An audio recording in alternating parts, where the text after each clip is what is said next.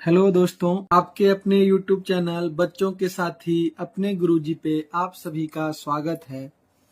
आज हम पूर्णांक के बारे में जानेंगे और सीखेंगे। तो सबसे पहले हम लोग जानेंगे कि पूर्णांक किसे कहते हैं। तो चलिए, पूर्णांक किसे कहते हैं। पूर्णांक किसे कहते हैं? धनात्मक पॉजिटिव, ऋणात्मक निगेटिव और शून्य जीरो से मिलकर बनी हुई संख्याएं पूर्णांक कहलाती हैं। जैसे -5, -4, -3, -2, -1, 0, 1, 2, 3, 4, 5 अनंत तक ये जाएगी। देखिए, इसको जब हम संख्या रेखा पे रखेंगे तो जीरो बीच में रहेगा और जीरो से जितने संख्या जीरो के राइट साइड मतलब दाहिने साइड में जितने संख्या होंगे सारे धनात्मक संख्या होंगे, पॉजिटिव नंबर्स होंगे। और जीरो से शून्य से बाएं साइड जितने संख्या होंगे सभी ऋणात्मक संख्याएं होगी, निगेटिव नंबर्स होंगे सारे।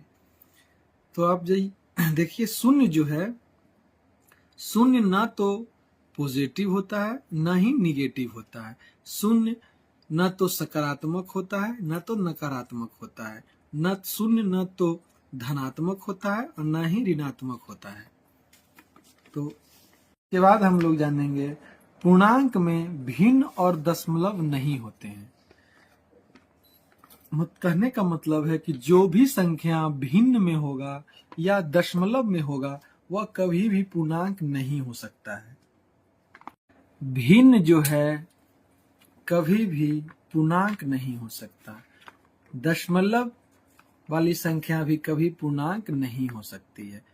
पूर्णांक में भिन्न और दशमलव नहीं होता है। ऐसी संख्या जो भिन्न में होगी वह कभी भी पूर्णांक नहीं हो सकती। जैसे 5/6 यह पूर्णांक नहीं है। 8/7 ये भी पूर्णांक नहीं है। 2.3/6 ये भी पूर्णांक नहीं है।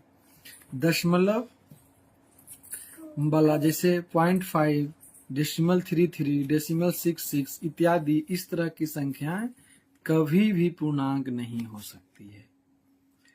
पूर्णांक को संख्या रेखा पर आसानी से दर्शाया जा सकता है। संख्या रेखा पर शून्य मध्य में होता है। धनात्मक पूर्णांक शून्य के दाईं ओर और ऋणात्मक पूर्णांक शून्य के बाईं ओर स्थिर होता है। एक चीज और आप जान लीजिए कि जैसे जो भी संख्या रेखा पर दायां साइड में होंगी, राइट साइड में होगी, वह हमेशा बाएं साइड से बड़ी होगी। जैसे जैसे हम लोग दाएं साइड बढ़ते जाएंगे वैसे वैसे संख्या बढ़ते जाएगा। संख्या असेंडिंग ऑर्डर में होते चला जाएगा, बढ़ते क्रम में। जैसे ये शून्य है यहाँ, तो शून्य के बाद देखिए दाएं स्थान पर 1 है और 1 शून्य से बड़ा होता है। फिर 2 है, जैसे देखिए इसमें है ना, 2 है, 2 जो है 1 से बड़ा है, 3 2 से बड़ा है, 4 3 से बड़ा है, 5 4 से बड़ा है, 6 5 से बड़ा है। इसी तरह यह बढ़ते क्रम में जाएगा। जैसे जैसे हम दाएं तरफ बढ़ेंगे वैसे वैसे संख्या बढ़ती जाएगी और जैसे जैसे हम बाएं साइड में बढ़ेंगे वैसे वैसे संख्या घटती जाएगी। जैसे देखिए 0, फिर -1, -2, -2, -3, -4, -5, -6, -7। एक चीज और आप लोग यहाँ देखिए, आप लोग को ये नहीं समझना है, आप इस पर यह नोटिस नहीं कीजिएगा कि ये -4 है तो -3 से बड़ा होगा। निगेटिव संख्या में, ऋणात्मक संख्या में जो संख्या छोटा होता है वही संख्या बड़ा होता है। ऋणात्मक संख्या में जो संख्या छोटा होता है वही संख्या बड़ा होता है। जैसे -3 और -4, इसमें कौन बड़ा है? तो निगेटिव में, ऋणात्मक संख्या में हमेशा जो संख्या छोटा होता है, तो छोटा कौन है देखने में? -3। 3 छोटा होता है 4 से, लेकिन ऋणात्मक लगा हुआ है, इसमें माइनस लगा हुआ है, तो क्या होगा? -3 -4 से बड़ा होगा। इसी प्रकार ऋणात्मक संख्या में जो संख्या छोटा होगा वही बड़ा होगा। जैसे -1 जो है वो -7 से बड़ा है। जैसे जैसे हम बाएं ओर चलते जाएंगे संख्या छोटी होती जाएगी। पूर्णांक के समूह को हम जेड अक्षर द्वारा दर्शाते हैं और नीचे दिखाए गए अनुसार लिखा जाता है, जैसे Z is equal to -7 -6 -5 -4 -3 -2 -1 0 1 2 3 infinite तक, अनंत तक, जहां तक लिखना हो वो संख्या को हम जेड अक्षर से दर्शाते हैं। जब हमें किसी पूर्णांक के समूह को दर्शाना हो तो जेड अक्षर से हम दर्शाएंगे। अगर किसी संख्या के आगे कोई चिन्ह नहीं है तो इसका मतलब है कि वह संख्या धनात्मक है, पॉजिटिव है। उदाहरण के लिए 5, जैसे देखिए 5 का मतलब हुआ, 5 का मतलब अगर संख्या में कोई चिन्ह नहीं दिया है, संख्या से पहले कोई चिन्ह नहीं लगा हुआ है, तो ये +5 होगा। या क्या होगा? +5। जैसे कोई संख्या 10 है, तो अगर कोई चिन्ह इसमें नहीं है तो समझिए वो +10 है। अगर संख्या में इस प्रकार का चिन्ह हो -5, तो समझिए कि वह संख्या निगेटिव है, ऋणात्मक, ये चिन्ह लगा हुआ है। और अगर किसी संख्या में इस तरह का कोई चिन्ह नहीं लगा हो तो वह संख्या धनात्मक है, वो उसमें प्लस लगा हुआ है। प्लस साइन अगर लगा हो तो वह धनात्मक होता है, माइनस का साइन लगा हो तो यह ऋणात्मक होता है, ऋणात्मक, निगेटिव।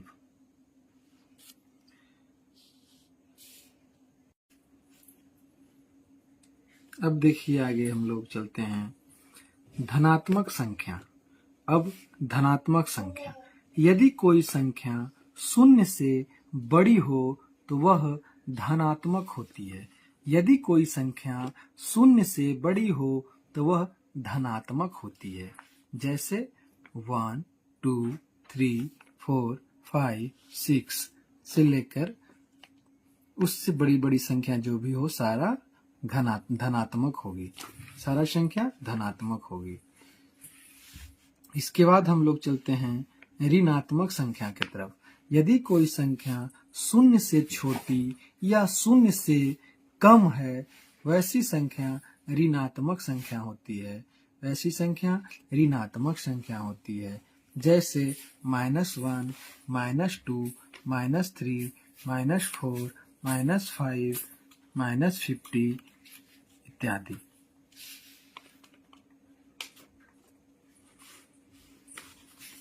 अब हम लोग पूर्णांक का जोड़ नियम सीखेंगे। पूर्णांक का जोड़ नियम, अगर पूर्णांक के चिन्ह समान हो तो पूर्णांक को जोड़े और समान चिन्ह दें।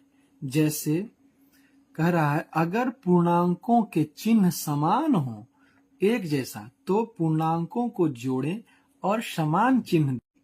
जैसे 3 + 6 = 9, तो हम पहले बता चुके हैं अगर कोई संख्या लिखा हुआ है और उसमें कोई चिन्ह नहीं है तो वो धनात्मक होता है, मतलब पॉजिटिव। तो +3 + 6 = 9। 8 + 7 = 15। इससे आगे हम लोग चलेंगे तो हम इसे जोड़े तो 15 आया, और 15 क्या है? धनात्मक है। कैसे? क्योंकि मैं पहले बता चुका हूं कि अगर किसी संख्या में कोई चिन्ह नहीं लगा हुआ हो तो समझिए उसके पहले एक प्लस लगा हुआ है जो हिडन है, छुपा हुआ है, तो ये +15 है। लेकिन अगर पूर्णांकों के चिन्ह अलग अलग हों, अगर पूर्णांकों के चिन्ह अलग अलग हों तो जो पूर्णांक बड़ा होगा उसका ही चिन्ह दें। जैसे अगर हम कहें आपको 20 - 16, तो आप देखिएगा कि 20 क्या है? पॉजिटिव है, तो 20 में से निगेटिव -16 घटेगा, तो 20 में से अगर जब हम 16 को घटाएंगे, 0 से 6 नहीं घटता है, तो इससे एक पैंचा लेंगे, एक दहाई। एक दहाई जब पैंचा जाएगा तो ये 10 में से 6 जाएगा तो 4। अब यह एक दहाई पैंचा दे दिया तो 1 बचा और 1 में से 1 गया तो 0। तो यह 4 आया। लेकिन ये तो हमारा इस तरह से लिखा हुआ है, जैसे इस तरह से संख्या रहे, कभी आपको मिलेगा देखने के लिए -15 + 30। तो बहुत बार बच्चे गलती क्या करते हैं कि यह -15 लिख देते हैं।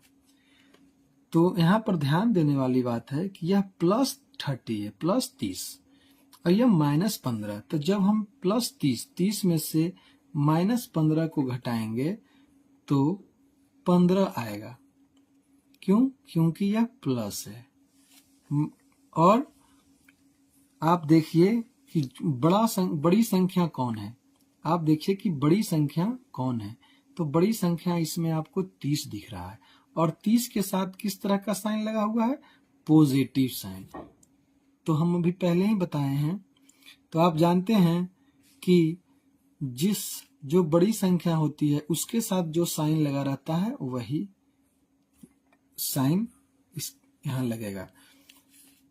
घटाव नियम जो है वो आप अब सीख चुके हैं कि जब भी कोई संख्या को आपस में घटाने के लिए कहा जाए तो जो संख्या बड़ी होगी उसके साथ जो चिन्ह लगेगा वही घटाने के बाद वही चिन्ह का हम लोग इस्तेमाल करेंगे। जैसे जब संख्या 65 - 55 हो तो हम लोग 65 में से 55 को जब घटाएंगे तो 10 आता है, और 10 के साथ क्या है? एक धनात्मक संख्या है।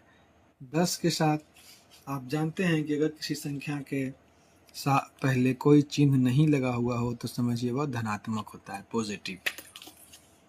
इसी प्रकार अगर -23 + 35 हो तो यह इस तरह के घटाव में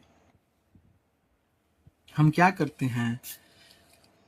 -23 + 35, तो +35 है तो +35, 35 -23, जब हम इसको आपस में घटाएंगे तो 12 आएगा, और 12 क्या है? एक 12 के साथ हम पॉजिटिव साइन क्यों लगाए हैं? क्योंकि 35 जो है वह बड़ी संख्या है, और बड़ी संख्या के साथ प्लस लगा हुआ है, इसलिए प्लस यहाँ पर हम लगाएंगे। इसी प्रकार एक क्वेश्चन और आपको हम बताते हैं। -12 + 16 हो तो जब 16 + 16 में -12 घटाएंगे तो 4 प्राप्त होगा, और 4 के साथ हम माइनस लगाएंगे कि प्लस लगाएंगे, वह यह संख्या तय करेगा कि जो संख्या बड़ा है तो बड़ा कौन है? 16, और 16 के साथ क्या लगा हुआ है? प्लस, तो यहाँ पर ये प्लस हो जाएगा। अब हम लोग पूर्णांक का गुणा नियम में चलते हैं। गुणा नियम, पूर्णांक का गुणा नियम।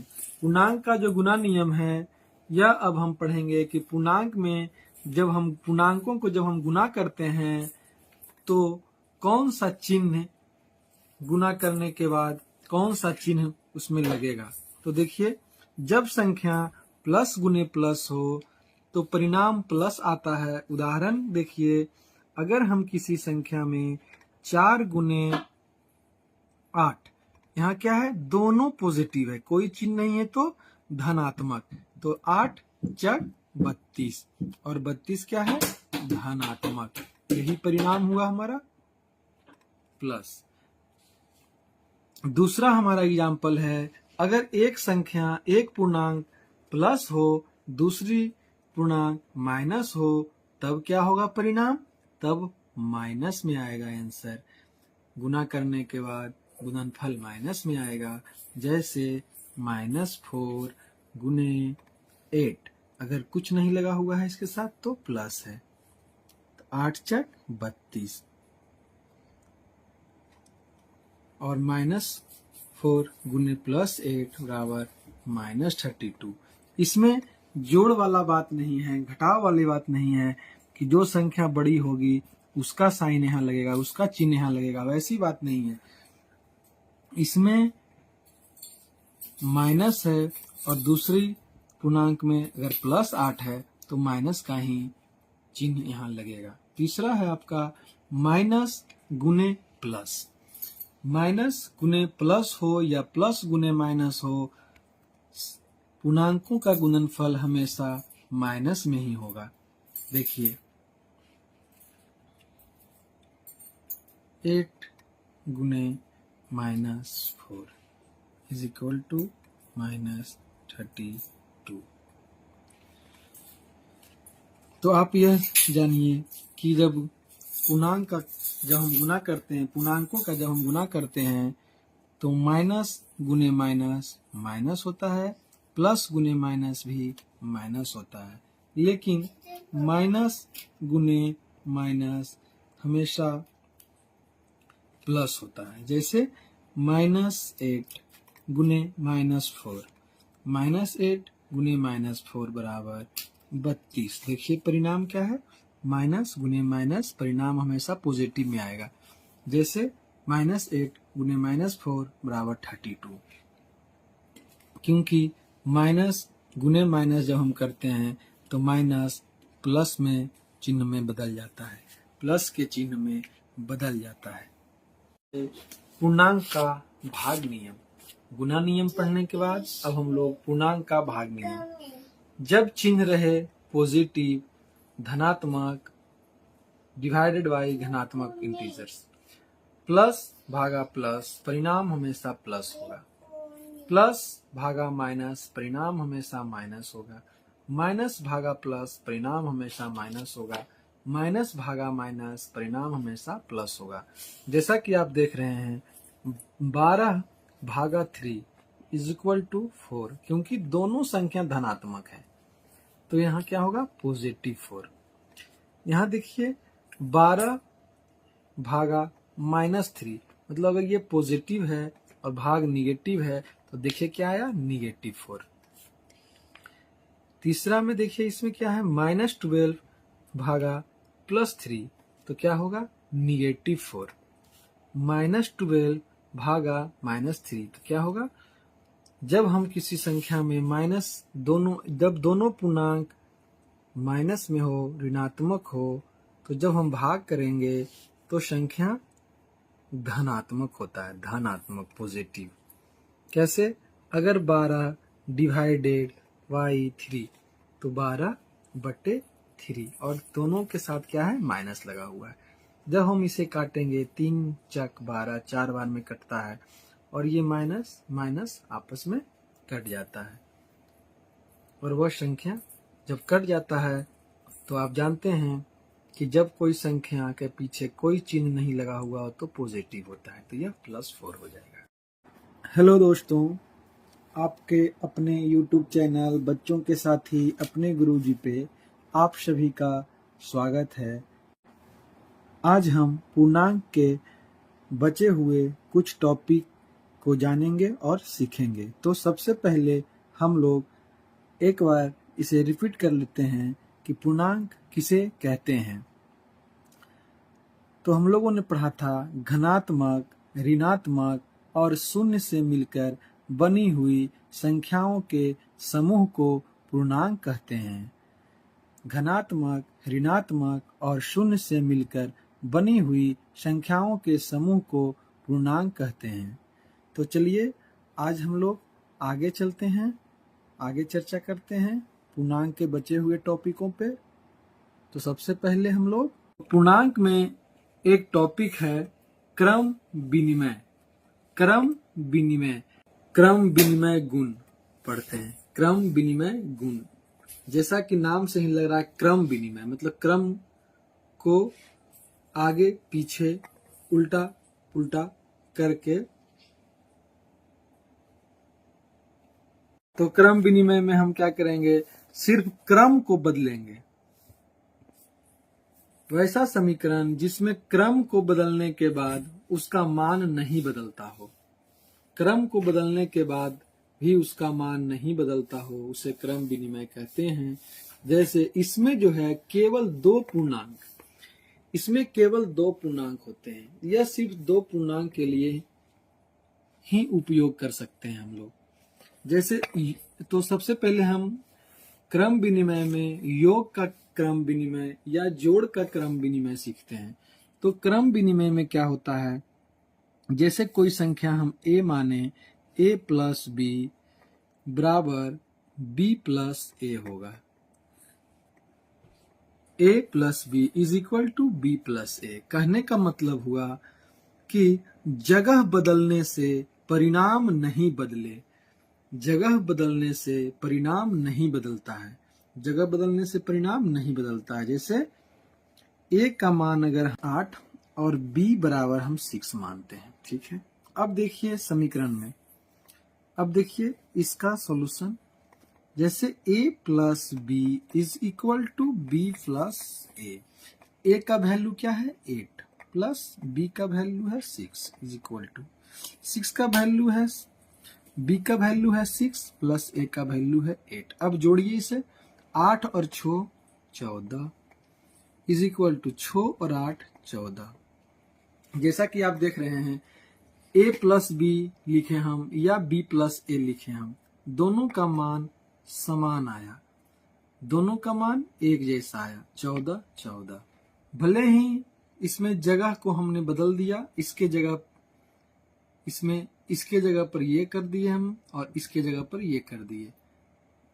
जगह परिवर्तन करने के बाद भी वैल्यू जो आया, जोड़ने के बाद जो परिणाम आया वह दोनों का सेम आता है। तो इससे आप यही सीखिए, जब भी क्रम विनिमय पूछा जाए तो क्रम विनिमय क्या होता है, इसमें केवल दो पूर्णांक का ही उपयोग कर सकते हैं हम लोग। और क्रम विनिमय का मतलब हुआ अगर हम इसका क्रम में बदलाव कर देते हैं तब भी परिणाम पर कोई अंतर नहीं आएगा। जैसे हमने यहाँ किया a plus B is equal to B plus A, दोनों का परिणाम देखिए, इधर भी 14 इधर भी 14 आया, कोई अंतर नहीं आया, ठीक है। जोड़ का क्रम विनिमय के बाद हम लोग गुना का क्रम विनिमय की ओर चलते हैं। तो गुना का क्रम विनिमय भी जोड़ की तरह ही है, बस अंतर इतना है कि इसमें गुना है, a गुने b बराबर b गुने a। जैसा कि आप देख रहे हैं यहाँ हम लोग माने थे a बराबर 8, तो a बराबर 8, b का मान माने हैं 6 बराबर b का 6 गुने a का 8। अब जब हम आपस में इसे गुना करते हैं तो दोनों का वैल्यू सेम आता है। क्रम विनिमय का उपयोग हम सिर्फ जोड़ और गुना में ही कर सकते हैं, यह भाग और घटाव में उपयोग नहीं आ सकता है। इसका उपयोग सिर्फ जोड़ और गुना में ही कर सकते हैं। चलते हैं क्रम विनिमय के बाद साहचर्य गुण। साहचर्य गुण, क्रम विनिमय गुण के बाद हम लोग पढ़ेंगे साहचर्य गुण। साहचर्य गुण क्या होता है, जब 3 या 3 से अधिक संख्याओं का जोड़ा, नियम में 3 या 3 से अधिक संख्याओं को जोड़ा या गुना किया जाता है और कोष्टक का उपयोग करके, कोष्टक का उपयोग करके। तो जोड़ का साहचर्य नियम सबसे पहले हम शुरू करते हैं। तो जोड़ का जो साहचर्य नियम होता है वह होता है a plus B plus C is equal to a plus B plus C. अब देखिए, अब यहाँ हम पहले मान लेते हैं a बराबर 2, b बराबर 3 और c बराबर 4। a का वैल्यू क्या है 2, b का वैल्यू 3 प्लस 4।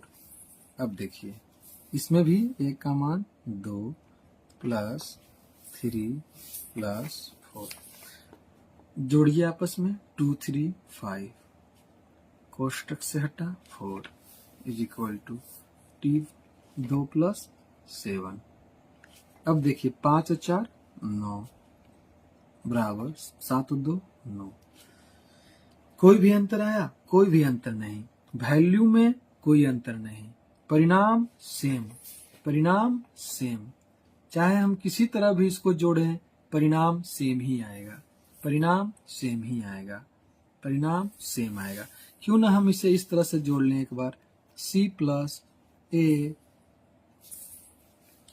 Plus b। तो देखिए c 4 2 प्लस 3, 4 2 6 प्लस 3, देखिए फिर भी 9 आया, परिणाम तीनों का देखिए सेम।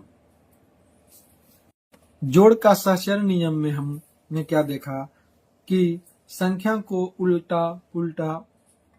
पुलट करके भी जोड़ने पर परिणाम नहीं बदलता है। इसे ही हम लोग सहचर नियम कहते हैं, जोड़ का सहचर नियम। जोड़ का सहचर नियम के बाद हम लोग चलते हैं गुणा का सहचर नियम की तरफ।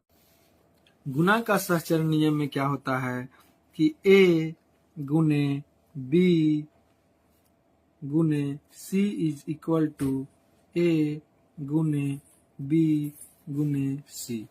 अब यहाँ पर वैल्यू मानते हैं a बराबर 2, b बराबर 3, c बराबर 4। a का मान क्या है 2, b का मान 3, c का मान 4 गुने b का 3 गुने 4। अब देखिए हम गुना करते हैं, 3 गुना 6 में 4 इज इक्वल टू 2। तो 6 मल्टीप्लाई 4 24, 2 मल्टीप्लाई 12 24। देखिए अलग अलग रखने के बाद भी वैल्यू में, परिणाम में कोई अंतर नहीं आता है। इसे ही गुणा का सहचर नियम कहते हैं, गुणा का सहचर नियम। तो आगे चलते हैं हम लोग। हमने जब अलग अलग उल्टा पुल्टा करके भी इसे गुणा किए तो परिणाम हमारा सेम आता है, परिणाम हमारा सेम आता है 24। यही है गुणा का सहचर नियम, गुणा का सहचर नियम। योज्य तत्समक, जब किसी पूर्ण संख्या में हम शून्य जोड़ते हैं तो हमें वही पूर्ण संख्या प्राप्त होती है। संख्या के लिए शून्य एक योज्य तत्समक है, संख्याओं के लिए शून्य एक योज्य तत्समक है। जैसे अगर संख्या 4 है और उसमें अगर हम 0 ऐड करते हैं तो संख्या वही होगा 4। संख्या मूल संख्या ही होगा, जो ये मूल संख्या 4 है। किसी भी संख्या में अगर हम 0 को जोड़ते हैं तो हमें वही संख्या प्राप्त होता है, वही मूल संख्या प्राप्त होगा, मूल संख्या 9। किसी संख्या में अगर हम 0 को ऐड करते हैं तो हमें वही संख्या मिलता है। तो हम लोग इसे कह सकते हैं कि a plus 0 is equal to a equal to 0 plus a। अब इसमें है योज्य तत्समक के बाद इसमें गुणा का जो है, जोड़ समझने के बाद गुणा समझते हैं। अगर किसी संख्या में हम शून्य से गुणा करते हैं तो हमें शून्य ही प्राप्त होता है। जैसे a में हम जब शून्य से गुणा किए तो हमें शून्य प्राप्त होता है। उसी प्रकार अगर हम 5 में शून्य से गुणा करेंगे तो भी हमें शून्य प्राप्त होगा। अगर -10 में अगर हम शून्य से गुणा करते हैं फिर भी हमें शून्य प्राप्त होगा। किसी भी संख्या में अगर हम शून्य से गुणा करते हैं तो हमें शून्य प्राप्त होता है। किसी भी संख्या में अगर हम शून्य को जोड़ते हैं तो हमें मूल संख्या ही प्राप्त होगा, हमें मूल संख्या ही प्राप्त होता है। लोगों ने सीखा, गुणा सीख लिए हैं 0 से। इसी प्रकार अगर a में x से भाग देने के लिए कहा जाए तो किसी भी संख्या में अगर 1 से भाग देने के लिए कहा जाता है तो परिणाम मूल संख्या ही होता है। जैसे मूल संख्या a, जिसे देखिए 10 भाग 1 तो क्या होगा 10 होगा। ये मूल संख्या ही उसका परिणाम होगा। उसी प्रकार अगर किसी संख्या में 1 से गुणा करने के लिए कहा जाए तो भी परिणाम मूल संख्या ही होगा, परिणाम मूल संख्या होता है। जैसे 10 गुना 1 बराबर 10।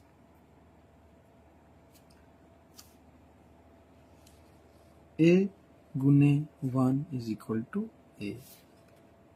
a भाग 1 इज इक्वल टू a। मूल संख्या, मूल संख्या ही परिणाम होगा। वितरण गुण, वितरण गुण, जोड़ का वितरण गुण।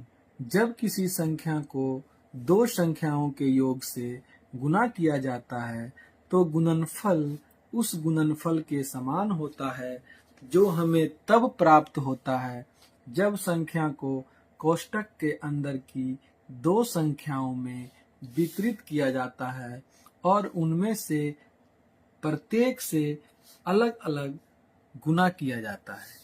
तो चलिए हम लोग जोड़ का वितरण गुण की तरफ, जैसे a गुने b plus C is equal to, इस तरह का जब भी समीकरण हो, इस तरह का जब भी रहे, तो सबसे पहले कोष्टक के अंदर जो रहता है संख्या उसे बाहर वाले से गुना किया जाता है। कोष्टक के अंदर जितने संख्या रहेंगे सभी को बाहर वाले गुना करेंगे। तो कितने संख्या है b और c, तो सबसे पहले a गुने b, बीच में जो साइन है वह प्लस, और फिर a गुने c, इस तरह से लिख लेंगे हम लोग। उदाहरण 6 लेते हैं, 6 a का मान 6 गुने b का मान 8 प्लस c3, इसे हम चलिए तो देखिए 6 मल्टीप्लाई, यह संख्या है इसलिए आपस में इसे हम जोड़ दे रहे हैं। 8 प्लस 3 11, 11 गुने 6 66। अब इसे हम दूसरे तरीके से बनाते हैं। a का वैल्यू 6 गुने b का वैल्यू 8 प्लस a का वैल्यू 6 गुने c का वैल्यू 3। अब देखिए हमें आपस में गुना करते हैं। 6 गुने 8 48 प्लस 6 गुने 3 18, दोनों का योग 66। क्या दोनों में क्यों कोई भी परिणाम अलग अलग आया? नहीं, दोनों परिणाम सेम है। इसके मतलब है या तो हम इसे इस प्रकार से बना लें या हम इसे इस प्रकार से बना लें, परिणाम में कोई बदलाव नहीं आएगा, परिणाम में कोई बदलाव नहीं आएगा। जब b और c आपस में जुट जा रहा है तब हम इसे आपस में जोड़कर और बाहर वाले से गुना कर लेंगे। अगर दोनों आपस में नहीं जुटता है तो हम इस तरह से इसको इक्वेशन को बनाएंगे। क्वेश्चन और लेके चलते हैं। 6 गुने 5 प्लस 4, देखिए 6 गुने 5 4 9, तो 54, परिणाम 54। इसी प्रकार एक क्वेश्चन और हम लेते हैं इसमें। 6 मल्टीप्लाई 2x प्लस 4। अब इसमें देखिए इस संख्या में 2x प्लस 4, 2x प्लस 4 में 2x, 2 के साथ x लगा हुआ है, यह दोनों राशि एक समान नहीं है, इसलिए यह दोनों आपस में नहीं जुटेगा। और जब जुटेगा नहीं तो इसे कैसे किस तरह से सॉल्व करेंगे? तो देखिए 6 गुने 2x प्लस 6 गुने 4, ये हो जाएगा 12x प्लस 24। इस तरह का इक्वेशन को हम इस तरह से सॉल्व करेंगे। दूसरा इक्वेशन है 6 मल्टीप्लाई 2x प्लस 4x, कोष्टक बंद। देखिए तो इसमें क्या करेंगे? 6 multiply 2x plus 6 multiply 4x, इसको हम इस तरह से बनाए तो 36x आता है। इसको अब इस तरह से बनाइए, 6 गुने 2x प्लस 4x 6x, तो 6 गुने 6x बराबर 36x। दोनों परिणाम सेम सेम, मतलब है कि इस तरह के जब भी वितरण गुण हो तो आपस में संख्याओं को एक्सचेंज करके उल्टा पुल्टा करके भी हम इसी घटाव का वितरण गुण, जब किसी संख्या का दो अन्य संख्याओं के अंतर से गुणनफल वितरित संख्या के गुणनफल के अंतर के बराबर होता है तो उसे हम घटाव का वितरण गुण कहते हैं। जब किसी संख्या का दो अन्य संख्याओं के अंतर से गुणनफल वितरित संख्या के गुणनफल के अंतर के बराबर होता है तब उसे हम घटाव का वितरण गुण कहते हैं। अब चलिए हम लोग थोड़ा उदाहरण देख लेते हैं। घटाव का वितरण गुण,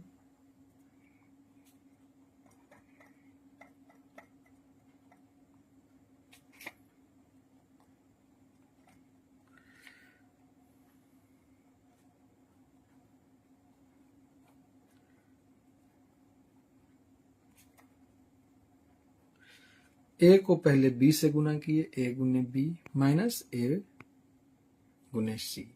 इसको इस तरह से लिखें, ए गुने बी माइनस ए गुने सी। अब देखिए, अगर हम ए बराबर 10, बी बराबर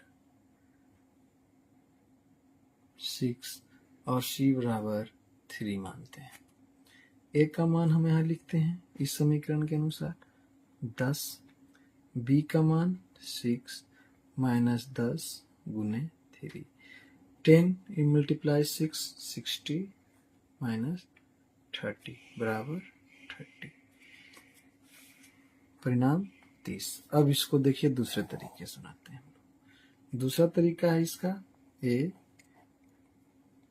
बी माइनस सी। देखिए ए का वैल्यू क्या है 10, बी 6, सी का 3, 6 माइनस 3 3। परिणाम दोनों का सेम है, परिणाम दोनों का 30 30। परिणाम में कोई अंतर नहीं, बस हमें इसका समीकरण निकालने का तरीका अलग अलग है लेकिन परिणाम सेम है। तो इसको हम लोग कहते हैं वितरण गुण। यह इसका वितरण गुण है, यह घटाव का वितरण गुण है। इससे पहले आप पढ़ें जोड़ का वितरण गुण। पूर्णांक का गुणन, हम जानते हैं कि पूर्ण संख्याओं का गुणन जो है वह बार बार, पूर्ण संख्याओं का गुणन जो है वह बार बार योग है। जैसे अगर हम कहें 3 मल्टीप्लाई 5, 3 गुने 5, तो इसे हम इस तरह से लिखते हैं कि 3 को 5 से गुना करना या 3 को 5 बार लिखना और उसे जोड़ देना। तो जब हम 3 को 5 बार लिख के जोड़ेंगे तो क्या आएगा, 3 3 6 3 9 3 12 3 15। और जब हम 3 को 5 से मल्टीप्लाई किए तब भी 15 ही आया। दूसरा प्रकार इस तरह से भी हम कर सकते हैं कि 5 को 3 बार लिखना, 5 को हम 3 बार भी लिखते हैं और इसे आपस में जोड़ते हैं तो भी 15 आता है। कहने का मतलब है कि पूर्णांक का गुणन जो है संख्याओं का गुणन, पूर्ण संख्याओं का गुणन जो बार बार योग भी हो सकता है, बार बार योग। जैसे आपने अभी देखा कि 3 मल्टीप्लाई 5 को हम 15 लिखे तो हम इस प्रकार से इसको लिखे 5 को 3 बार। अगर हम लिखते हैं 3 गुने 10 बराबर 30, तो कहने का मतलब है 10 को 3 बार जोड़िए, 10 प्लस 10 प्लस 10 कितना हो गया 30। तो गुना जो है किसी का वह जोड़ से मिलता जुलता है। किसी भी संख्या का अगर गुना हम कहें आपको कि 2 मल्टीप्लाई बाई 11, तो 11 को 2 बार जोड़ दीजिए, क्या होगा यह 22। धनात्मक पूर्णांकों का गुणनफल हमेशा धनात्मक होता है। 2 धनात्मक, जिससे 5 गुने 5, तो क्या हुआ 25, क्या हो गया धनात्मक पॉजिटिव। 2 ऋणात्मक पूर्णांकों का गुणनफल हमेशा धनात्मक होता है, हमेशा धनात्मक। 2 धनात्मक संख्याओं का गुणनफल तो धनात्मक होता ही है, लेकिन 2 ऋणात्मक संख्याओं का गुणनफल भी धनात्मक ही होता है। किसी संख्या में अगर हम, अंतिम है यह चैप्टर का अंतिम, किसी भी संख्या में कोई भी संख्या हो, अगर उसे हम 0 से विभाजित करते हैं तो आंसर जो आएगा विभाजित करने के बाद अपरिभाषित रहेगा, या अनडिफाइंड जिसे कहते हैं, अनडिफाइंड या अपरिभाषित, अनडिफाइंड या अपरिभाषित। किसी भी संख्या में अगर 10 से हम भागा देंगे, किसी भी संख्या में अगर हम 0 से भाग करते हैं, किसी भी संख्या में अगर हम 0 से भाग करते हैं तो भागफल अपरिभाषित, भाग अपरिभाषित होगा, भाग जो होगा वो अपरिभाषित। इसको हम परिभाषित नहीं कर सकते, इसे हम परिभाषित नहीं कर सकते, परिभाषित नहीं होगा।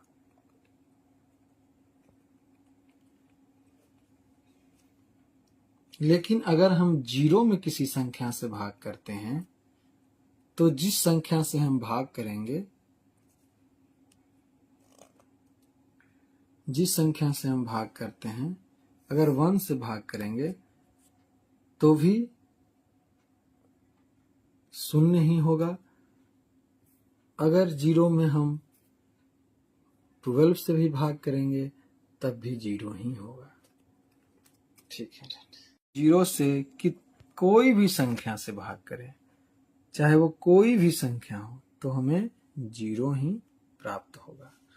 और अगर किसी संख्या में हम 0 से भाग करते हैं तो यह अपरिभाषित या परिभाषित नहीं हो सकता है, परिभाषित नहीं हो सकता है।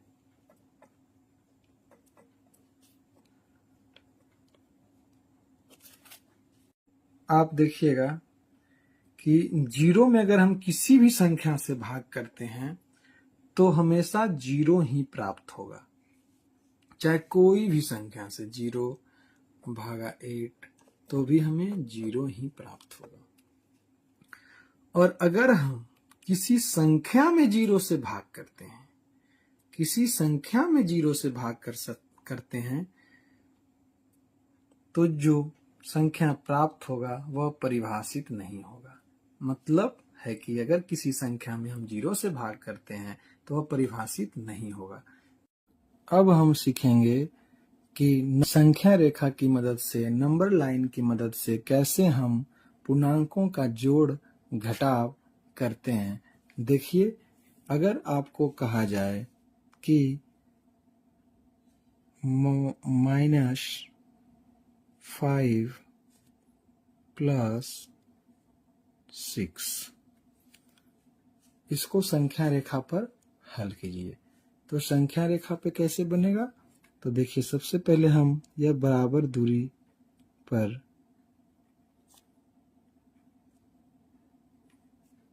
संख्या को रखेंगे।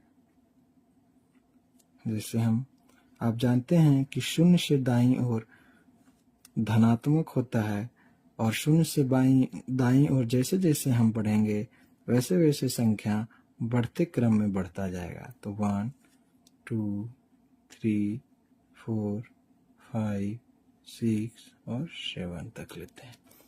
इधर देखिए,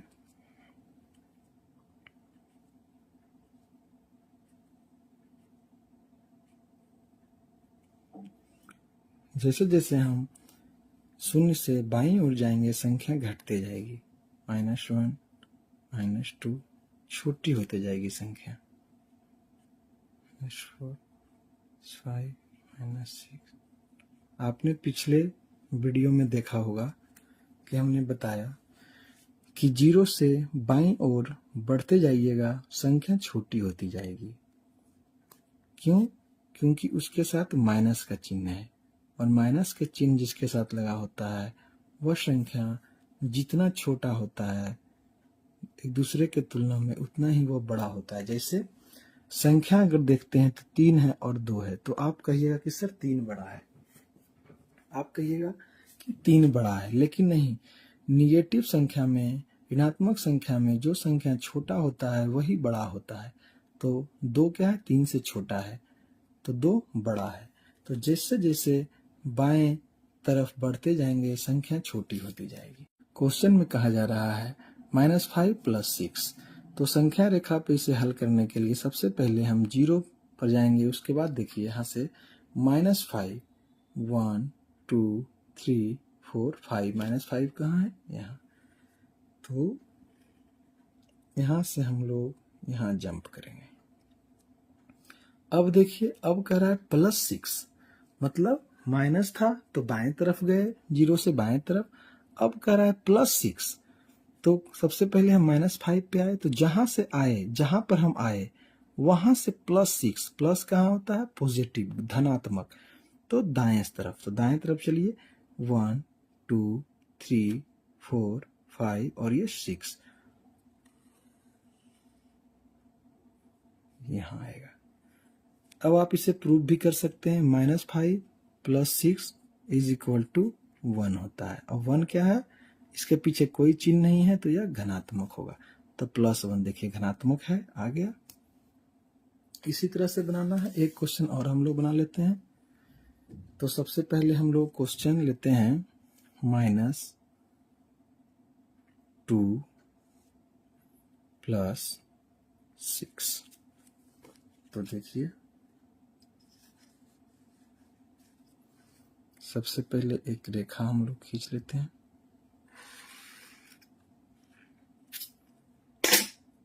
ये नंबर लाइन है, संख्या रेखा।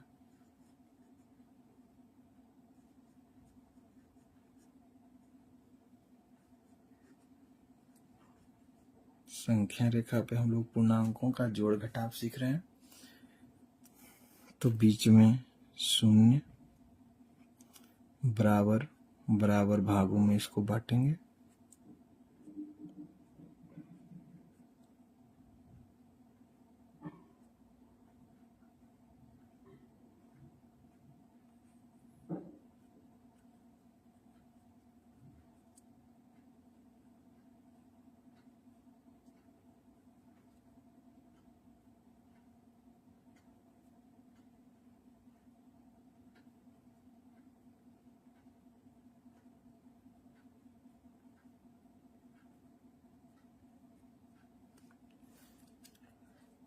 और देखिए कह रहे हैं -2, तो 0 से -2 कहाँ है, यहाँ है। तो इससे हम ऐसे ले जाएंगे। अब कह रहा है +6, तो हमें यहाँ से +6 जाना है, मतलब दाहिने साइड। अब कह रहा है +6, तो +6 2 से +6 की तरफ। तो 2 से +6 जाइए, +1 2 3 4 5 6।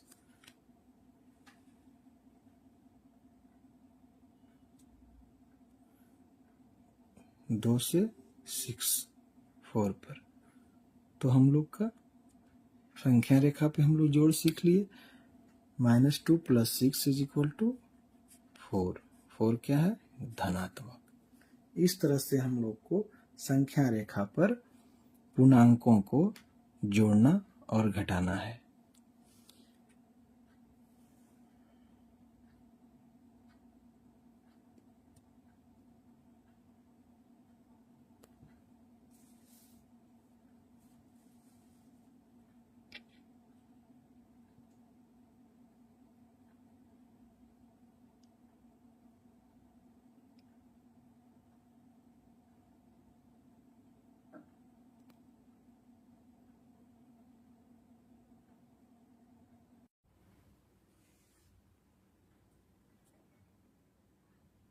ठीक है, संख्या रेखा पर हम लोग पूर्णांक का जोड़ अब सीख चुके हैं। तो एक क्वेश्चन हम लोग और बनाते हैं संख्या रेखा पर जोड़ का। सबसे पहले हम लोग एक लाइन ड्रॉ कर लेते हैं। लाइन ड्रॉ करने के बाद बीच में हम लोग 0 देते हैं। इसके बाद बराबर बराबर भागों में इसे बांट लेते हैं। 1 2 3 4 5 6। इधर भी बराबर भागों में।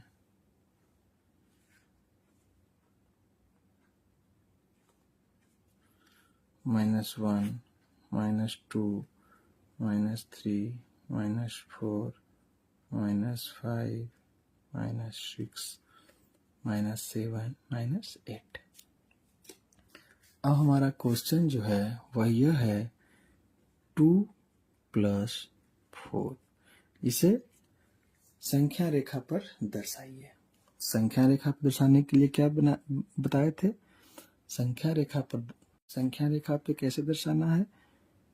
तो 0, उसके बाद क्या है 2। 2 क्या है, अगर पीछे इसका कोई चिन्ह नहीं है तो ये +2। तो +2 1 1 2। अब कह रहा है +4, तो जहां हम लोगों ने पहला मिलाया वहां से +4 1 2 3 4। सॉरी, ये 6 पे लाई करेगा। और ऐसे भी देखिए 2 + 4 = 6 और संख्या रेखा की मदद से भी हमारा आया 6। तो हम लोग अब सीख चुके हैं।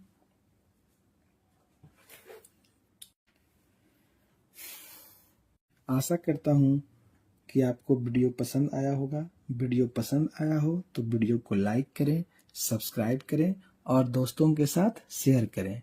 मिलते हैं अगले वीडियो में, तब तक के लिए जय हिंद, वंदे मातरम।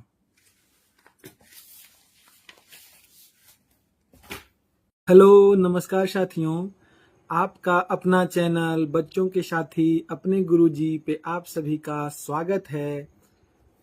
आज हम एक नई टॉपिक के साथ आए हैं जिसका नाम है दशमलव।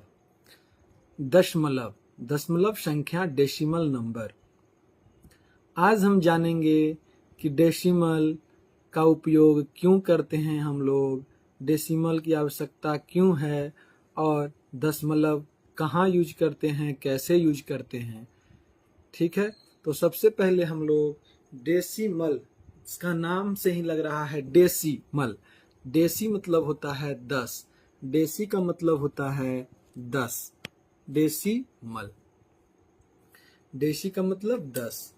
तो चलिए हम लोग आगे चलते हैं। सबसे पहले दशमलव किसे कहते हैं। दशमलव जो है संख्या प्रणाली का एक रूप है, संख्या प्रणाली का एक रूप है जो पूर्ण संख्याओं और भिन्नों को व्यक्त करने के लिए उपयोग किया जाता है। जैसे मान लिया जाए कोई संख्या है 10, कोई संख्या है 10 और 10.1/2। तो क्या है, यह 1/2 जो है यह क्या है, भिन्न में है, यह है फ्रैक्शन में, और यह जो है एक पूर्ण संख्या है।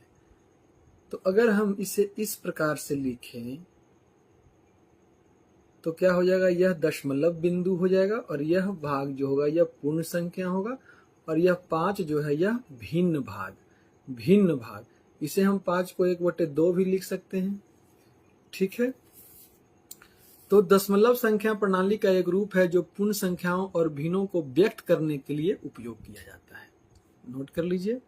दूसरा, पूर्ण संख्या और भिन्न भाग के बीच स्थित बिंदु को दशमलव कहते हैं, दशमलव बिंदु कहते हैं। पूर्ण संख्या और भिन्न भाग अभी बताया आपको, जैसे 2.5 होता तो यह जो है यह पूर्ण संख्या है और यह भिन्न भाग है, क्योंकि यह भिन्न को ही हटाने के लिए हम लोग दशमलव का उपयोग करते हैं, या दशमलव को हटाने के लिए हम लोग दशमलव हटाएंगे तो भिन्न भाग फ्रैक्शन में आएगा।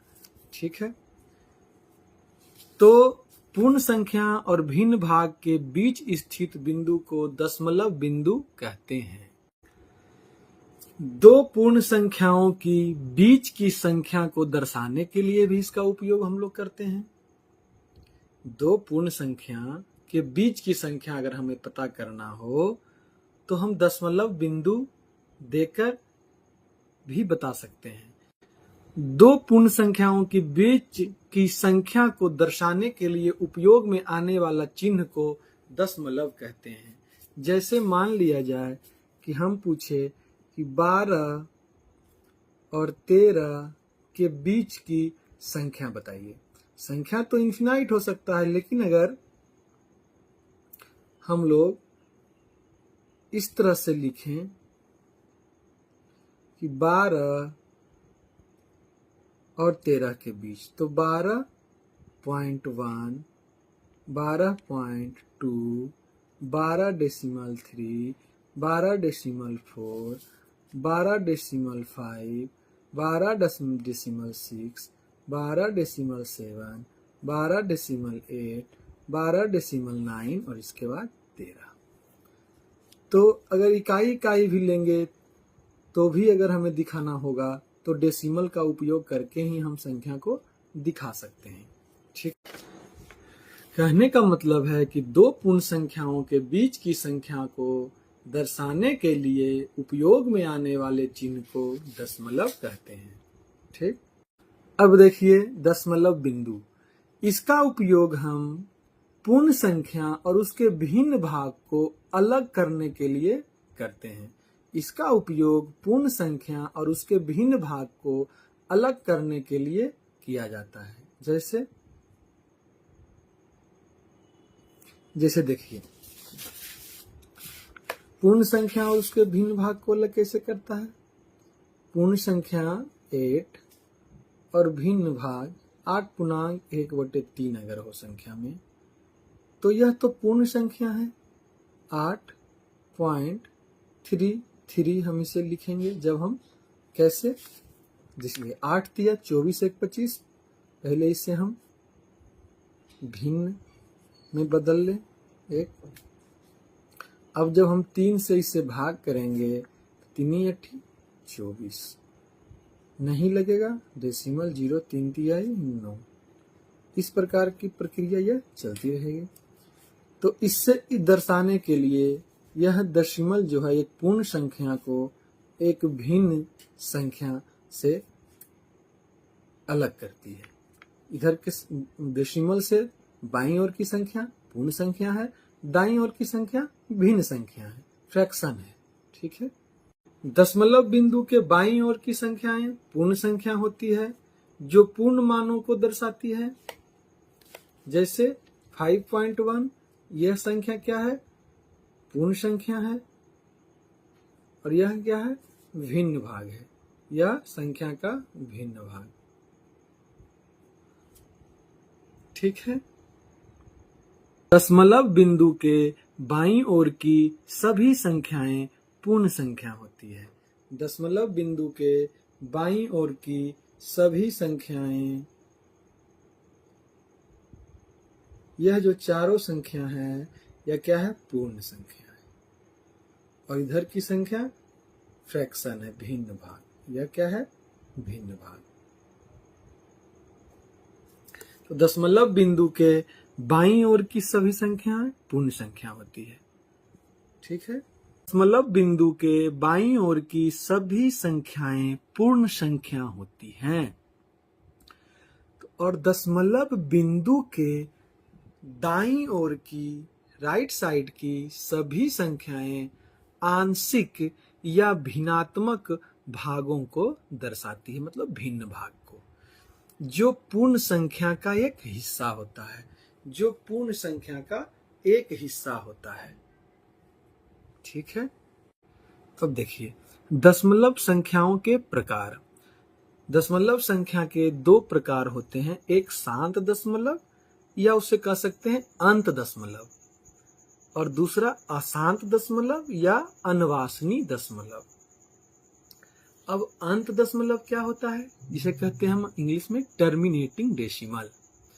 अंत डेसिमल संख्याओं में दशमलव बिंदु के बाद अंकों की संख्या सीमित, लिमिट में हो या समाप्त होती हो, जिसे हम गिन सकते हैं, जिसे हम गिन सकते हैं। दशमलव के बाद जितने अंक हो, सभी अंकों को अगर हम गिन लें तो यह होता है टर्मिनेटिंग डेसिमल, अंत डेसिमल, अंत दशमलव। हम इसे अगर गिन लें तो यह हो जाएगा अंत, क्योंकि इसका अंत हो गया, इसे हम गिन लिए, ये लिमिट में है। जैसे देखिए 0.25, 0.25। तो दशमलव के बाद हम गिन रहे हैं कितनी संख्या है, कितने अंक हैं, 1 अंक 2 अंक, इसमें भी 2 अंक, इसमें 1 अंक, इसमें 2 अंक, इसमें 4 अंक, तो हम गिन पा रहे हैं। तो जिसे हम गिन ले या जो समाप्त हो जाए, दशमलव के बाद संख्या समाप्त हो जाए, उसे कहते हैं अंत दशमलव या टर्मिनेटिंग डेसिमल। देखिए इसके बाद समाप्त हो रहा है, क्यों नहीं, ये 4 ही नहीं, अगर इस तरह से हम लिखें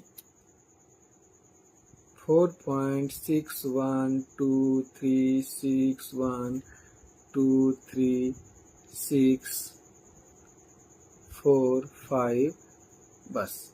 अगर इसके बाद इन्फिनाइट का चिन्ह नहीं है तो यह क्या होगा, संख्या अंत दशमलव होगा, टर्मिनेटिंग डेसिमल होगा। ठीक है, क्योंकि एक जगह पर जाके यह क्या हो रहा है, समाप्त हो जा रहा है।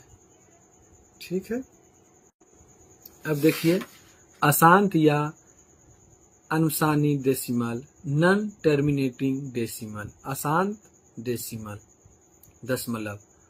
दशमलव बिंदु के बाद अनंत संख्याओं में अंक होते हैं। अनंत जिसे हम गिन ना सकें, लेकिन दशमलव के बाद वाला अंक, दशमलव के बाद अगर अंकों को हम नहीं गिन पा रहे हैं तो वैसा दशमलव अशांत दशमलव होता है। दशमलव बिंदु के बाद अंकों का क्रम अंतहीन रूप से जारी रहता है, मतलब अंत ही ना हो जिसका, अंतहीन, तो उसे क्या कहते हैं हम? अशांत दशमलव। जैसे देखिए एक उदाहरण, 4, 2, 3 दशमलव 1, 2, 4, 6, 5, 8, 1, 2, 9, 6, इस तरह से और इन्फिनाइट तक जाए।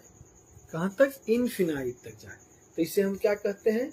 अशांत दशमलव, नॉन टर्मिनेटिंग डेसिमल। ठीक है। अशांत दशमलव मुख्यतः दो प्रकार के होते हैं, एक आवर्ती, एक अनावर्ती। आवर्ती का मतलब हुआ रिपीटिंग डेसिमल। रिपीटिंग डेसिमल मतलब बार बार किसी अंक का दोहराव हो रहा हो, लेकिन वह नॉन टर्मिनेटिंग हो, मतलब वो भी अनंत तक हो।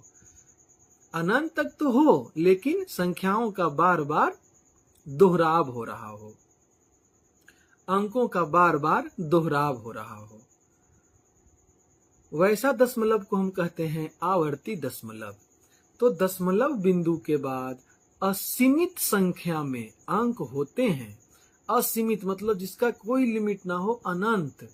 लेकिन इसके साथ एक कंडीशन यह है कि लेकिन ये अंक नियमित अंतराल पर, एक नियमित अंतराल पर, एक ड्यूरेशन, एक इंटरवल पर क्या होता है? दोहराए जाते हैं, बार बार संख्या खुद को रिपीट कर रही हो। वैसा दशमलव को हम कहते हैं आवर्ती दशमलव। आवर्ती दशमलव जैसे 4.33333 और इन्फिनाइट तक ऐसा ही क्रम चलता रहे तो इसे हम कहते हैं आवर्ती दशमलव। आप देख रहे होंगे 6.333 और ये अनंत तक जा रही है 5.4545, इसी तरह यह अनंत तक जा रही है। इसके साथ एक कंडीशन है, अनंत तक तो जा रही है, लेकिन देखिए अगर 10 में हम 3 से भाग करते हैं तो 3 से जब हम भाग करेंगे 3 तिहाई 9, यह प्रक्रिया चलती रहेगी अनंत तक और ये डिवाइड नहीं होगा पूर्ण रूप से। तो अगर संख्या बार बार रिपीट हो रहा है तो हम उसके ऊपर यह बार का चिन्ह लगाएंगे। यह चिन्ह का मतलब हुआ कि जिस पर यह चिन्ह लगा हुआ है वह संख्या अनंत तक वैसे ही रिपीट होते जा रही है, अनंत तक, अनंत तक।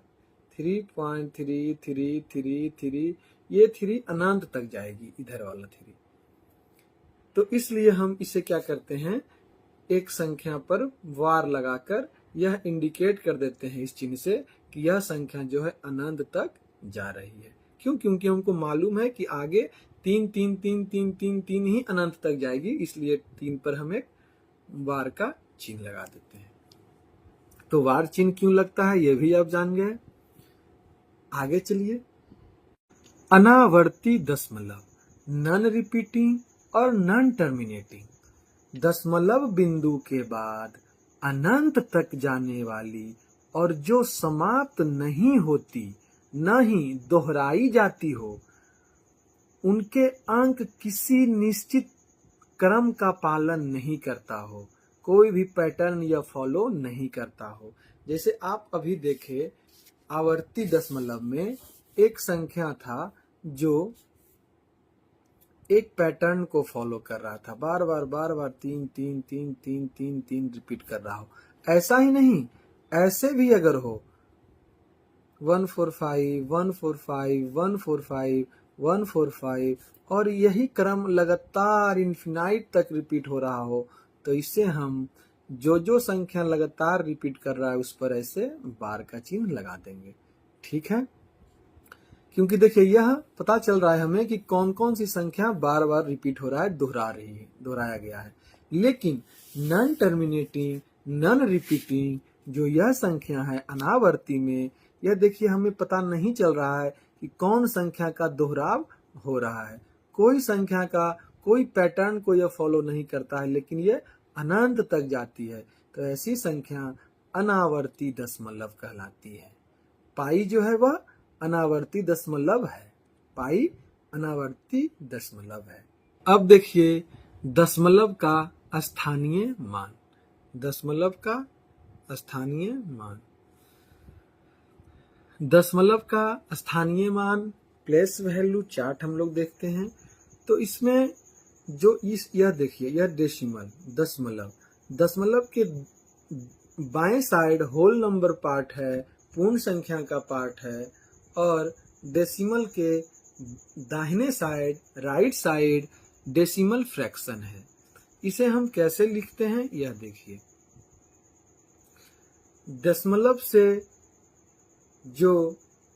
दशमलव के बाएं तरफ जो पहला अंक होगा वह इकाई अंक संख्या होती है, इकाई। उसके बाद की संख्या, दूसरी संख्या दहाई, तीसरी सैकड़ा और चौथी संख्या हजार, पांचवा 10,000, छठवां लाख, सातवां 10 लाख। इस तरह से यह अनंत तक संख्या जाती है। और दशमलव बिंदु के दाहिने ओर का शुरुआत हम लोग करते हैं 10वां भाग, 100वां भाग, 1000वां भाग, 10,000वां भाग। इस तरह यह भी अनंत तक जाती है। ठीक है, अब आप लोग देखिए कि ये जो दशमलव बिंदु है, यह बिंदु के बाद इधर हम लोग देखें इकाई, और इधर देख रहे हैं 10वां भाग।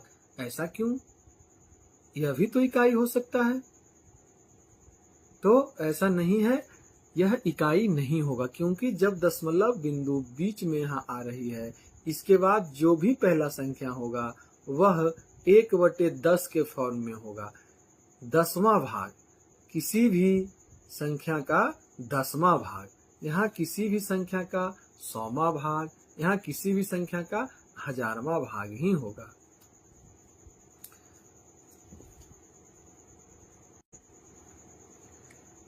देखिए 10वां भाग, या इसे हम कहते हैं दशांश, का मतलब हुआ किसी भी संख्या का 10वां भाग, किसी भी संख्या का 10वां भाग। तो अगर 1 है तो 1 का 10वां भाग कितना होगा? 0.1। 1000 का 1 का 1000वां भाग कितना होगा? 0.001। अब बताइए कि इसमें ही आपको सीखना है मेनली रूप से कि यह 0.1 क्यों हुआ। तो चलिए हम लोग पहले सीखते हैं कि यह 0.1 क्यों हुआ। 0.1 क्यों हुआ, आइए देखते हैं। इसे सीखने का बहुत तरीका है। सबसे आसान तरीका यह जानेंगे कि 1/10 अगर कोई संख्या बट्टा में हो तो ऊपर की संख्या जो होती है वह भाज्य होता है और नीचे की संख्या भाजक होता है। तो भाज्य में भाजक से भाग पड़ता है। अब भागफल पर देखिए, 10 में से 1 में भाग लगेगा? नहीं लगेगा। तो हम एक दशमलव बैठाएंगे और उसके बदले एक शून्य देंगे। अब देखिए लगेगा, हाँ 10 एकम 10, ये कट गया। अब समझ में आया कि 0.1 क्यों हुआ, समझ गए। दूसरा और बेहद ही महत्वपूर्ण, यह हमेशा काम आपको देगा। देखिए अगर 1/10 लिखा हुआ है और यह संख्या क्या है? फ्रैक्शन में है। किस में है? फ्रैक्शन, भिन्न में है। किस चीज में है? भिन्न में। अगर इसे हम दशमलव में बदलने के लिए कहा जाए, चेंज इनटू डेसिमल, दशमलव में बदले, तो दशमलव में बदलने का सबसे आसान तरीका है, अगर इस तरह का संख्या हो तब देखिए सबसे पहले इस तरह से लिखिए। इसके बाद देखिए अब हम क्या करेंगे कि दशमलव में बदलना है, तो एक जो है यह दशमलव के बदले ही एक हम लोग लिखते हैं। दशमलव को जब हटाते हैं तो दशमलव के बदले 1 लिखाता है। और अब देखिए क्या करना है हमें, दशमलव ऐसा जगह दीजिए कि जिसके बाद 1 अंक हो। क्यों? क्योंकि यह इसे अगर हम दशमलव मान रहे हैं इस 1 को, तो दशमलव के बाद यह 1 अंक है, तो दशमलव ऊपर ऐसा जगह दें जहां पर 1 अंक हो। तो 1 अंक तो है ही, अगर उसके पहले हम यहाँ दशमलव दे दें, दशमलव के बाद 1 ही अंक आएगा। तो इस प्रकार से हम इसको लिख सकते हैं। और देखिए एक एग्जाम्पल हम देखते हैं इसके अनुसार, 1/1000। अब देखिए कहने का मतलब ऊपर हम कहां पर दशमलव दें कि जिसके बाद 3 संख्या हो, क्योंकि 3 शून्य है तो 3 संख्या, 1 के बदले दशमलव हो गया दशमलव, और दशमलव के बाद 3 संख्या है, लेकिन ऊपर क्या है, 1 ही संख्या है, तो 2 शून्य हम अपने मन से और लगा लेंगे, तब ना यह 3 होगा। देखिए 1 2 3, तो इस प्रकार से भी हम इसको लिख सकते हैं। भाग देकर भी अगर बनाइएगा तब भी इतना ही आएगा, और इस तरह से भी लिखिएगा तब भी इतना ही आएगा। एक और देख लीजिए, 1/10,000। अब देखिए 1 के बदले दशमलव लिख दीजिए, इसके बाद कितना संख्या अंक है, 1 2 3 4, लेकिन ऊपर कितना है, 1 ही अंक है हमारा। तो 4 करने के लिए हमें 3 शून्य देना पड़ेगा अपने मन से और 1, तब ये हो गया 4। 4 शून्य के बदले 4 संख्या और दशमलव के बदले 1। ठीक है, आगे आप कुछ संख्या इस तरह से लिख के ट्राई कीजिए। दशमलव के स्थानों का मान, स्थानीय मान, अंकों का स्थानीय मान। तो देखिए 675.25, जैसा कि आप बताएं हम आपको कि यह 5 जो है यह 100वां स्थान पर है, तो 5 गुना 1/100 हो जाएगा। 5 का 100, डायरेक्ट हम 5/100 भी लिख सकते थे, आपको बताए थे। 5 का 100वां भाग, 5 का मतलब गुना होता है, 5 का 100वां भाग 5/100 भी लिख सकते हैं। 2 का 10वां भाग, 10वां मतलब 1/10वां भाग, तो 2 का 10वां 2/10 भी हम इसे लिख सकते हैं। अब देखिए डेसिमल आ गया, इसके बाद देखिए 5 क्या है, इकाई पे है, तो 5 गुने 1 बराबर 5। यह क्या है, 7 दहाई पर है, तो 7 गुने 10, दहाई में 10 तो 70, और 6 क्या है, सैकड़ा पर है, तो 6 गुने 100 बराबर 600। इस प्रकार हम इसका स्थानीय मान भी निकाल सकते हैं। किसी क्वेश्चन का स्थानीय मान बताएगा तो इसी प्रकार से बनाना है। ठीक है, दशमलव संख्या में प्रत्येक अंक का एक स्थानीय मान होता है, जो दशमलव बिंदु के सापेक्ष उसके स्थान पर निर्भर करता है। उदाहरण के लिए देखिए 10.85 में 1 जो है वह किस स्थान पर है, इकाई दहाई। दशमलव के बाद इकाई और ये दहाई, 1 जो है वह दहाई के स्थान पर है, और 0 जो है वह इकाई के स्थान पर है, और 8 जो है वह दशांश के स्थान पर है, और 5 जो है वह शतांश मतलब 100वां भाग के स्थान पर है। तो दशमलव संख्या को भिन्न में दर्शा सकते हैं। जैसे 0.5 है, इसे हम भिन्न में बदलने के लिए क्या करेंगे, अब देखिए यह भी एक सीख लीजिए। देखिए अगर कोई संख्या इस तरह से लिखा हुआ हो 0.9, और इसे हम कहें कि डेसिमल को फ्रैक्शन में, तब से हम फ्रैक्शन से डेसिमल, और इस बार डेसिमल से फ्रैक्शन में। तो फ्रैक्शन में बदलने के लिए क्या होता है, यह ऊपर क्या है, सिर्फ संख्या 9 है, और जैसा कि हम बताए हैं आपको कि दशमलव के बदले क्या होता है, 1, और 1 के बाद कितना संख्या है, 1 संख्या, तो 1 शून्य हम लिख देंगे। एक उदाहरण और देख लीजिए, अगर इस तरह से रहे तो कैसे लिखेंगे डेसिमल को फ्रैक्शन में। अब देखिए टोटल संख्या को पहले हम उतार लेंगे, इसके बाद इस तरह से बटा करेंगे, और यह देखिए दशमलव के बदले 1 लिखेंगे, दशमलव के बाद कितना संख्या अंक है, 3 अंक, तो 3 शून्य हम दे देंगे। ठीक है, अब इसे काट के आप छोटा भी कर सकते हैं, या इस रूप में भी आप लिख सकते हैं। जैसा आपसे जवाब मांगा जाए आंसर, वैसा आप प्रश्न का उत्तर दीजिएगा। इसे छोटा कर लीजिएगा भी इस तरह से। तो डेसिमल को फ्रैक्शन में ही बदल लिए, अब हम लोग फ्रैक्शन को डेसिमल में एक बार बदल लेते हैं। तो देखिए इसे कैसे बदलिएगा, यह फ्रैक्शन में है तो 13/2, और 13 को जब हम 2 से भागा देंगे तो 6.5 आएगा। देख के दे लेते हैं, देखिए 2 एक का नहीं लगेगा, 2 छक 12, 1.0 5 दूनी 10। इस तरह से हम डेसिमल को फ्रैक्शन और फ्रैक्शन को डेसिमल में कन्वर्ट कर लेते हैं। बीच का भाग दशमलव बिंदु, दाएं तरफ का दशमलव भाग और बाएं तरफ का पूर्ण संख्या पूर्णांक संख्या। अब देखिए एक चीज और इंपॉर्टेंट है इसमें, आपका दशमलव संख्या की तुलना कि कौन बड़ा है और कौन छोटा है। तो आप बताइए, यह हमारा पहला क्वेश्चन, यह दूसरा और यह तीसरा। तो इस रो में देखिए सबसे बड़ी संख्या कौन है। तो जैसा कि हम देख पा रहे हैं, सबसे बड़ी संख्या 68.5, 68.6, 51। तो सबसे पहले दशमलव में हम लोग इधर से देखते हैं बाएं तरफ से। तो बाएं तरफ में सबसे बड़ा कौन है, यह 6, यह 6, यह 5 है, यह 5 है, तो ये दोनों तो नहीं होगा। अब यह दोनों में कौन होगा, तो 6 है पहला स्थान पे, दूसरा स्थान पे अब चेक करेंगे तो 8 इसका भी है, 8 इसका भी है। अब दशमलव के बाद क्या स्थान पर देखेंगे तो इसमें 5 है और इसमें 6 है। तो जो संख्या बड़ा होगा, जो अंक बड़ा होगा दशमलव के बाद, वही संख्या बड़ा होगा। ठीक है, तो यह बड़ा हो गया इसमें। अब इसमें देखिए 60.9, 61.8, 30, तो ये दोनों छोटा है। अब इस दोनों में देखिए, पहला 6 दोनों का सेम, यह 0 है या 1 है, तो डायरेक्ट यहीं पर यह क्या होगा, ग्रेटर हो जाएगा इससे। इसमें देखिए 60.09, 69.08, 12.9, 12.89, तो ये संख्या 6 है पहले स्थान पे, ये भी 6। दूसरा देखिए 0 है, यहाँ 9 है, तो यह संख्या बड़ा हो जाएगा। इस तरह से हम संख्याओं का तुलना कर सकते हैं।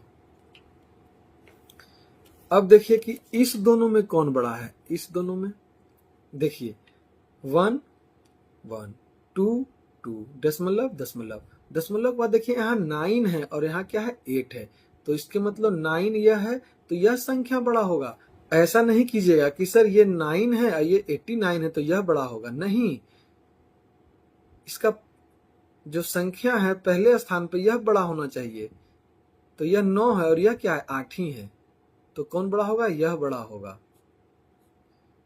ठीक है, क्योंकि अगर संख्या दशमलव के बाद कोई संख्या है, उसके आगे कोई संख्या नहीं है, तो आप इस पर 0 बैठा सकते हैं। कितना भी 0 बैठा लीजिए, कोई फर्क नहीं पड़ता है। तो 0 अगर बैठाएंगे, ये 2 डिजिट करेंगे, देखिए तो 89 से बड़ा 90 हो गया, तो ऐसे भी बड़ा है यह।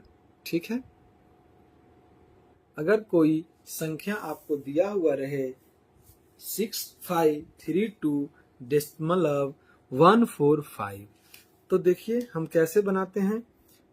यह इधर से लेंगे बाएं तरफ से, 6 है, 6 किस जगह पर है, 1000वां जगह पर, तो 1000 से गुना करेंगे। 5 कैमा है, सैकड़ा पर है तो 100 से गुना करेंगे। 3 कैमा पर है, दहाई पर तो 10 से गुना करेंगे, और 2 इकाई पर है तो 1 से गुना करेंगे। फिर प्लस करेंगे और दशमलव के बाद 1 कैमा किस स्थान पर है, 10वां स्थान पे, 1/10 से भाग देंगे। चौथा 100वां में तो 4 से 100 में भाग देंगे, और 5000वां में तो 5 से 1000 में भाग देंगे। यह हो गया हमारा एक्सपेंडेड फॉर्म। ठीक, अब आप लोग समझ गए होंगे। चलिए एक क्वेश्चन हम बनाते हैं। अगर संख्या इस तरह का हो,